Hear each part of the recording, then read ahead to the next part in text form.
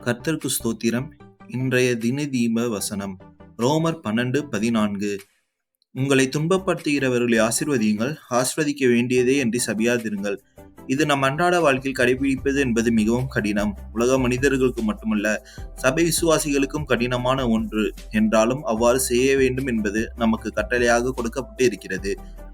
இயேசு கிறிஸ்துவும் தன்னை துன்பப்படுத்தினவர்களை நேசித்தபடியினாலே சிலுவையில் பிதாவே இவர்களுக்கு மன்னியும் என்று ஜெபித்தார். இயேசு கிறிஸ்து மட்டுமல்ல, நம்மை போன்ற பாடுள்ள மனிதனாகிய ஸ்தேவானும் தன்மேல் கல்லெறிந்து தன்னை துன்பப்படுத்தினவர்களுக்காக வேண்டுதல் செய்து, ஆண்டவரே இவர்கள் மேல் இந்த பாவத்தை சுமத்தாதிரும் என்று மிகுந்த சத்தமிட்டு சொன்னார் என்று வேதத்தில் வாசிக்கிறோம். எனவே நாமும் சொல்லப்பட்டது போல அன்றாட வாழ்வில் கடைபிடிக்க ஆண்டவரிடத்தில் விண்ணப்பம் செய்வோம்.